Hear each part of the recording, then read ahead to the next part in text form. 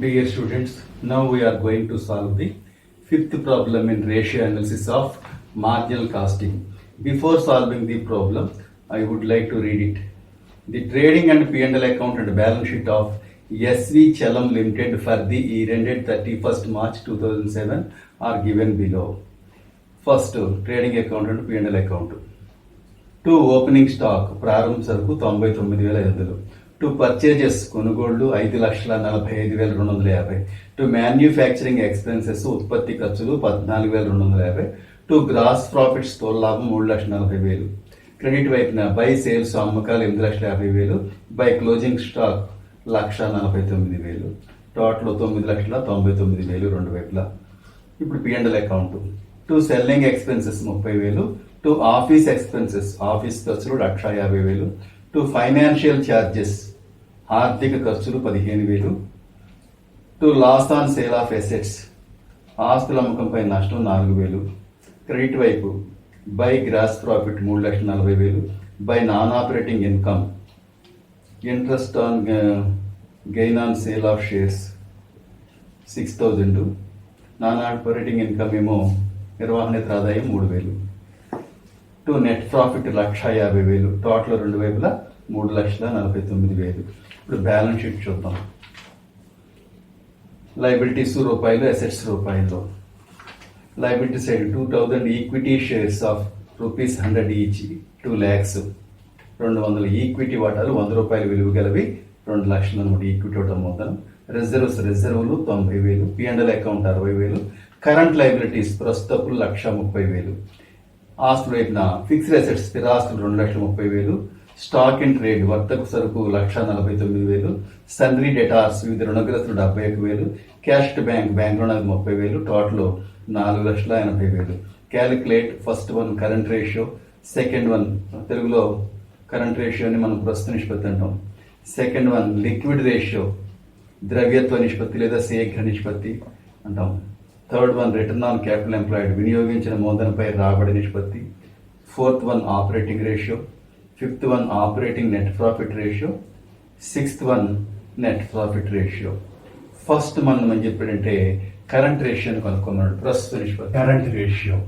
దీని ఫార్ములా ఏంటంటే current assets by current liabilities. తెలుగులో ప్రస్తుత నిష్పత్తి అంటాం. ప్రస్తుత ఆస్తులు బై ప్రస్తుత అప్పులు. ప్రస్తుత ఆస్తులు బై ప్రస్తుత అప్పులు. కరెంట్ అసెట్స్ అంటే ఒక సంవత్సరం లోపల వ్యాపార సంస్థలో ఉండే ఆస్తుల్ని ప్రస్తుత ఆస్తులు అంటాం. ఒక సంవత్సరం లోపల వ్యాపార సంస్థ చెల్లింపు చేయవలసిన అప్పుల్ని ప్రస్తుత అప్పులు అంటాం అనమాట. ఈ లెక్కలో మనకి ప్రస్తుత ఆస్తులు ఏమున్నాయంటే సరుకు, రుణగ్రస్తులు, వస్తువులు, బిల్లులు ఈ 3 ఉన్నాయి. కానీ ఇంకా మనకి ఇంకా ఉంటాయి. ఒక్కోసారి సరుకు, రుణగ్రస్తులు, వస్తువులు, బిల్లులు, బ్యాంకు రుణాలు, చేతి రుణాలు, రావాల్సిన ఆదాయాలు, ముందుగా చెల్లించిన వ్యయాలు, స్వల్పకాలిక పెట్టుబడులు ఇవన్నీ కూడా ప్రస్తుతాస్తులు అవుతాయి అనమాట. కానీ ప్రాబ్లంలో మనకు 3 ఇచ్చాడు. ఈ 3 టోటల్ని ఇక్కడ చేసుకుంటాం. 2,50,000 వచ్చింది. ప్రస్తుతప్పుడు డైరెక్ట్గా మనకు 1,30,000 ఇచ్చాడు. ప్రస్తుతప్పుడు అంటే ఏమొస్తాయి? రుణాతులు, చెల్లింపు బిల్లులు, బ్యాంకు ఓవర్ డ్రాఫ్ట్లు, dividends payable, provision for taxation, outstanding liabilities ఇవన్నీ కూడా మనకు ప్రస్తుతప్పులు అవుతాయి. మనకి ఈ ప్రాబ్లం డైరెక్ట్గా మనకి 1,30,000 ఇస్తాడు అనమాట కరెంట్ లయబిలిటీస్ అని. అప్పుడు 2,50,000 బై 2,30,000 ఇస్తే 1.92 వచ్చింది. ఎప్పుడైతే ఫార్ములాలో పక్కన 100 లేదో మనం 1:1 పెట్టుకోవాలి. అందుకని దేర్ఫోర్ కరెంట్ రేషియో ప్రస్తుత నిష్పత్తి ఈజ్ ఈక్వల్ టు 1.92:1. రెండోది liquid assets. Liquid ratio liquid assets by current liabilities. ద్రవ్యత గల ఆస్తులు బై ప్రస్తుత అప్పులు. ద్రవ్యత గల ఆస్తులు బై ప్రస్తుత అప్పులు. ద్రవ్యత గల ఆస్తులు అంటే ప్రస్తుత ఆస్తుల నుంచి సరుకును ముందుగా చెల్లించిన వ్యయాలు తీసేయాలి. ప్రస్తుత ఆస్తులు ఏముంటాయి? రుణగ్రస్తులు, వసూలు బిల్లులు, చేతుల నగదు, బ్యాంకుల నగదు, మనకి స్వల్పకాలిక పెట్టుబడులు ఇవన్నీ కూడా ద్రవ్యత గల ఆస్తులు అవుతాయి. ఈ సరుకు ముందుగా చెల్లించిన వ్యయాలు తప్ప. ఈ లెక్కలో మనకి రుణగ్రస్తులు ఉన్నాయి, బ్యాంకుల నగదు ఉన్నాయి. ఈ రెండు కలిపితే 1,01,000. ప్రస్తుత అప్పులు 1,30,000 ఇచ్చాడు. దీంతో డివైడ్ చేస్తే మనకి ఎంత వచ్చిందంటే 0.78 వచ్చింది. 1:1 మనం పెట్టుకుంటాం. Liquid ratio is equal to 0.72:1 అవుతుంది అనమాట. నెక్స్ట్ థర్డ్ వన్ ఏంటంటే రిటర్న్ ఆన్ క్యాపిటల్ ఎంప్లాయిడ్ వినియోగించిన మూలధనంపై రాబడి నిష్పత్తి. Net profit by capital employed. Capital employed అంటే వినియోగించిన మూలధనం కావాలంటే ఈక్విటీ వాటా మూలధనం, ఆధిక్య వాటా మూలధనం, రిజర్వులు, మిగుళ్ళు, డిబెంచర్లు, దీర్ఘకాలిక రుణాలు, అందులోంచి కల్పిత ఆస్తులు, ప్రాథమిక ఖర్చులు, వాటాలు జరిపే డిస్కౌంట్, డిబెంచర్ జరిపే డిస్కౌంట్ అలాంటివి ఏమైనా ఉన్నట్టయితే తీసేయాలి. ఈ లెక్కలో ఈక్విటీ వాటా మూలధనం 2 లక్షలు ఇచ్చాడు, రిజర్వ్లు ఏమో 90,000 ఇచ్చాడు, P&L అకౌంట్ సర్ప్లస్ అంటే P&L అకౌంట్ అనమాట. ఈ 3 కలిపితే 3,50,000 వచ్చింది క్యాపిటల్ ఎంప్లాయిడ్. మనం నికర లాభం మనకు లెక్కలో 1,50,000 ఉంది. 1,50,000 by 3,50,000 that is equal to 0.43 వచ్చింది. మనం 1:1 మనం పెట్టుకుంటాం అనమాట. నెక్స్ట్ ఆపరేటింగ్ రేషియో మీకు అందుకు తెలిసిన విషయమే. Cost of goods sold plus operating expenses by net sales into 100. నిర్వహణ నిష్పత్తి ఈజ్ ఈక్వల్ టు అమ్మిన వస్తువుల వ్యయం ప్లస్ నిర్వహణ ఖర్చులు బై నికర అమ్మకాలు ఇంటూ 100. అమ్మిన వస్తువుల వ్యయం కావాలంటే కాస్ట్ ఆఫ్ గూడ్స్ కావాలంటే సేల్స్ మైనస్ జీపీ. అమ్మిన వస్తువుల వ్యయం ఈజ్ ఈక్వల్ టు అమ్మకాలు మైనస్ స్థూల లాభం. 8,50,000 ఏమో మనకి అమ్మకాలు ఉన్నాయి, స్థూల లాభం 3,40,000 తీసేస్తే కాస్ట్ ఆఫ్ గుడ్స్, COGS అంటే కాస్ట్ ఆఫ్ గుడ్స్ సోల్డ్, అమ్మిన వస్తువుల వ్యయం 5,10,000. నెక్స్ట్ ఆపరేటింగ్ ఎక్స్పెన్సెస్ కావాలంటే సెల్లింగ్ ఎక్స్పెన్సెస్, ఆఫీస్ ఎక్స్పెన్సెస్, అమ్మకం ఖర్చులు, ఆఫీస్ ఖర్చులు కలిపితే మనకి అవి ఏమవుతాయి అంటే మనకి ఆపరేటింగ్ ఎక్స్పెన్సెస్ అవుతాయి, నిర్వహణ ఖర్చులు. అప్పుడు ఆపరేటింగ్ రేషియో నిర్వహణ నిష్పత్తి ఈజ్ ఈక్వల్ టు మనకి అమ్మిన వస్తువుల వ్యయం కాస్ట్ ఆఫ్ గూడ్స్ సోల్డ్ ఎంత వచ్చింది, 5,10,000 వచ్చింది. నిర్వహణ ఖర్చులు 1,80,000 బై నెట్ సేల్స్ అంటే 8,50,000 ఇంటూ 100. దీన్ని సింప్లిఫై చేసుకుంటే 81.18% వచ్చింది అనమాట. 81.18%. ఎప్పుడైతే మనకి ఇక్కడ 100 ఉందో ఇక్కడ పర్సంటేజ్ గుర్తు తీసుకోవాలి. 100 లేనప్పుడు మాత్రం 1:1 పెట్టుకుంటాం అనమాట. నెక్స్ట్ ఆపరేటింగ్ రేషియో మీకు తెలుసు, 100 మైనస్ ఆపరేటింగ్ నిష్పత్తి. నిర్వహణ లాభ నిష్పత్తి ఈజ్ ఈక్వల్ టు 100 మైనస్ నిర్వహణ నిష్పత్తి. 100లోంచి ఈ 81.18 తీసేస్తే 18.82 వచ్చింది. 18.82 అనమాట దాని ఆన్సర్. నెట్ ప్రాఫిట్ రేషియో మీకు అందరికీ తెలుస్తుంది, net profit by net sales into 100. నికర లాభ నిష్పత్తి ఈజ్ ఈక్వల్ టు నికర లాభం బై నికర అమ్మకాలు ఇంటూ 100. నికర లాభం 1,50,000. నెక్స్ట్ ఏమో నెట్ సేల్స్ ఏమో 8,50,000 ఇంటూ 100. దీని ఆన్సర్ ఏంటంటే డైవర్ సింప్లిఫై చేస్తే 17.65, 17.65%. దేర్ఫోర్ నెట్ ప్రాఫిట్ రేషియో నికర లాభ నిష్పత్తి is equal to 17.65. Dear students, now we are going to solve the 6th problem in ratio analysis of management accounting. Before solving the problem, I wish to read it. From the following particulars of XYZ Limited, compute ఒకటి current ratio ప్రస్తుత నిష్పత్తి, liquid ratio ద్రవ్యత్వ నిష్పత్తి, inventory turnover ratio సరుకు turnover నిష్పత్తి. 4th one debtors turnover ratio రుణగ్రస్తుల turnover నిష్పత్తి. Next 5th one creditors turnover ratio రుణదాతల టర్నోవర్ నిష్పత్తి. ఓపెనింగ్ స్టాక్ 47,000, ప్రారంభ సరుకు 47,000, closing stock 53,000, less sales less returns నికర అమ్మకాలు 2,52,000, ప్రొవిజన్ ఫర్ బ్యాడ్ డెట్స్ రాని బాకీలకై ఏర్పాటు 2,000, సండ్రీ క్రెడిటార్స్ వివిధ రుణదాతలు 32,000, ఫర్నిచర్ 4,000, పర్చేజెస్ 1,80,000, రుణగ్రస్తులు 42,000, క్యాష్ 18,000 నగదు, బిల్ రిసీవబుల్స్ వసూలు బిల్లులు 15,000, ప్రొవిజన్ ఫర్ ట్యాక్స్ పన్ను కొరకు ఏర్పాటు 15,000, తర్వాత bills payable 29,000, investments 8,000. So let us start the problem. First current ratio, current assets by current liabilities. Current assets అంటే మనం ఇప్పుడు చెప్పుకున్నాం, closing stock, debtors, cash, bill receivables, ముగింపు సరుకు, రుణగ్రస్తులు, నగదు, వసూలు బిల్లులు. ఈ 4 అమౌంట్లు చూడండి. ఈ 4 అమౌంట్లు కలిపితే 1,28,000 వచ్చింది. అవి ఏమవుతాయి అంటే ప్రస్తుత ఆస్తులు అవుతాయి. అలాగే ప్రస్తుతపులు రుణదాతలు, క్రెడిటార్స్ అంటే రుణదాతలు, ప్రొవిజన్ ఫర్ బ్యాడ్ డెట్స్ రాని బాకీలకై ఏర్పాటు, బిల్స్ పేయబుల్ చెల్లింపులు, నెక్స్ట్ ప్రొవిజన్ ఫర్ ట్యాక్స్ పన్ను కొరకు ఏర్పాటు. ఈ 4 అమౌంట్లు కలిపితే 78,000 వచ్చింది. ప్రస్తుతాస్తులు 1,28,000, ప్రస్తుతపులు 78,000. కరెంట్ రేషియో ప్రస్తుత నిష్పత్తి is equal to 1,28,000 by 78,000 that is equal to 1.64 వచ్చింది. దానికి మనం 1:1 పెట్టుకుంటాం, ఎందుకంటే ఇక్కడ 100 లేదు కదా ఫార్ములాలో. Next liquid ratio, liquid assets by current liabilities, ద్రవ్యత గల ఆస్తులు బై ప్రస్తుత అప్పులు. ద్రవ్యత గల ఆస్తులు అంటే ఈ ప్రస్తుత ఆస్తుల నుంచి సరుకును తప్పించేయండి, ఒక్కోసారి ముందుగా చెల్లించిన వేయాలంటే అది కూడా తీసేయాలి. అంటే రుణగ్రస్తులు, నగదు, వసూలు బిల్లులు, స్వల్పకాలిక పెట్టుబడులు ఇవన్నీ కూడా మనకి ఏమవుతాయంటే ద్రవ్యత గల ఆస్తులు. అంటే ఈజీగా క్యాష్ లోన్కి కన్వర్ట్ చేసుకోవడానికి వీలున్న ఆస్తుల్ని మనం లిక్విడ్ అసెట్స్ లేదా క్విక్ అసెట్స్ అంటాం.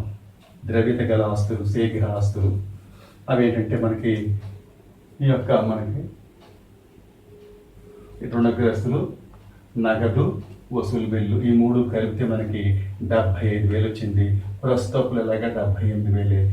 దట్ ఈజ్ ఈక్వల్ టు 0.96 వచ్చింది. 1:1. ఇది లిక్విడ్ అసెట్స్ రాసిన ఇక్కడ శీఘ్ర ఆస్తులు ఈజ్ ఈక్వల్ టు రుణగ్రస్తులు, నగదు, వసూలు bill. That is equal to 75,000. Next ఈ లెక్కలో మనకి సేల్స్ ఇచ్చాడు, కానీ మనకి కాస్ట్ ఆఫ్ గుడ్స్ సోల్డ్, అమ్మిన వస్తువులు వ్యయము ఇవ్వలేదు, స్థూల లాభము ఇవ్వలేదు. అట్లాంటప్పుడు మనం ట్రేడింగ్ అకౌంట్ తయారు చేసుకోవాలి. ఇందులో ఓపెనింగ్ స్టాకు, పర్చేజెస్, ప్రారంభ సరుకు, కొనుగోలు డెబిట్లో వేసుకుంటాం. సేల్స్, క్లోజింగ్ స్టాక్, అమ్మకాలు, ముగింపు సరుకులు క్రెడిట్లో వేసుకుంటాం.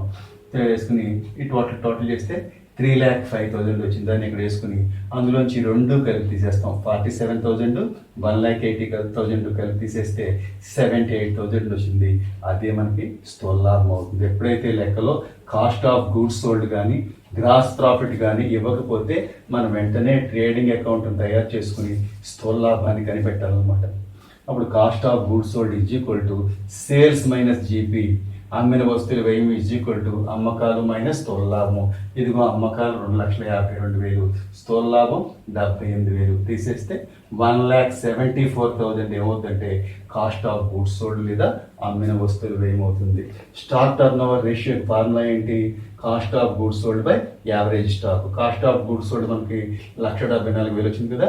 ఇప్పుడు యావరేజ్ స్టాక్ అంటే సగటు సరుకు కావాలంటే ప్రారంభ సరుకు ప్లస్ ముగింపు సరుకు by 2, opening stock plus closing stock by 2. Opening stock 47,000, closing stock 53,000 ఇచ్చాడు. రెండు కలిపితే 1,00,000/2 అంటే 50,000 వచ్చింది అనమాట. అప్పుడు మనకి సరుకు టర్న్ ఓవర్ నిష్పత్తి ఈజ్ ఈక్వల్ టు మనకి 1,74,000/50,000 అంటే 3.48 వచ్చింది.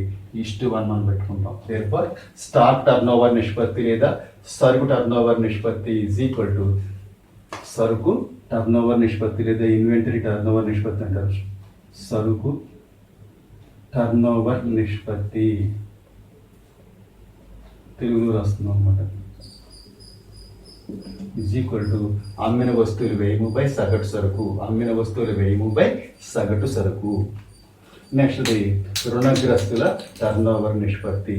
దానికి net credit sales by average debtors, net credit sales by average debtors, నికర అరువు అమ్మకాలు బై సగటు రుణగ్రస్తులు. నికర అరువు అమ్మకాలు అంటే అమ్మకాలు ఉన్నాయి కదా, అవి తీసుకొస్తాం. 2,52,000. సగటు రుణగ్రస్తులు కావాలంటే ఎప్పుడు కూడా మనం ఏం చేయాలంటే రుణగ్రస్తులు అంటే ముందు తెలుసుకోవాలి. రుణగ్రస్తులు కావాలంటే మనకి రుణగ్రస్తులు ప్లస్ వసూలు బిల్లు, రుణగ్రస్తులు ప్లస్ వసూలు బిల్లునే మనం ఏమని పిలుస్తూ ఉంటే రుణగ్రస్తులు అంటాం. మనకి ఒకటే ఇచ్చాడు. ఒకవేళ మళ్ళీ ఇంకొక రుణగ్రస్తులు మరి ముగింపు రుణగ్రస్తులు ముగింపు వసూలు బిల్లు కూడా ఇచ్చినట్టయితే రెండు కలిపి బై 2 చేస్తాం కాబట్టి. కానీ ఇక్కడ మనకి 57,000 ఒకటే ఉంది. అవి యావరేజ్ డేటాస్ అయిపోతాయి అనమాట. 2,52,000/57,000 వేస్తే 4.42 వచ్చింది. 1:1 మనం పెట్టుకుంటాం అనమాట.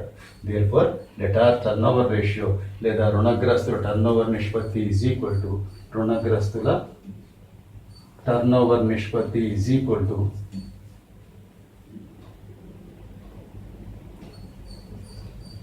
టర్నోవర్ నిష్పత్తి ఈజ్ ఈక్వల్ టు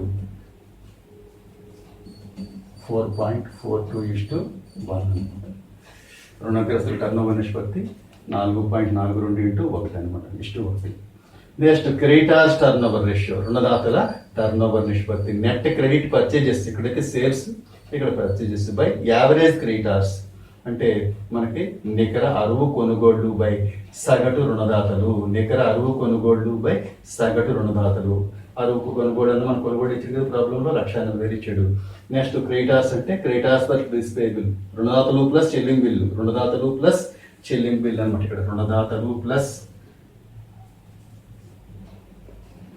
చెల్లింపు బిల్లులు. రుణదాతలు ప్లస్ రుణదాతలు 32,000, చెల్లింపు బిల్లు మనకి ఎంత ఇచ్చాడంటే 29,000, మొత్తం 61,000 వచ్చింది. 1,80,000/61,000 వేస్తే 2.95 వచ్చింది. 1:1. దేర్ఫోర్ రుణదాతల టర్న్ ఓవర్ నిష్పత్తి ఈజ్ ఈక్వల్ టు లేదా creditors turnover ratio is equal to 2.95:1. ఇంకా లాస్ట్ది gross profit ratio, gross profit by net sales into 100. స్థూల లాభ నిష్పత్తి ఈజ్ ఈక్వల్ టు స్థూల లాభం బై నికర అమ్మకాలు ఇంటూ 100. స్థూల లాభం మనం ఇక్కడ కంప్యూట్ చేసాం, కొత్త దయచేసి స్థూల లాభాన్ని కనుక్కున్నాం 78,000.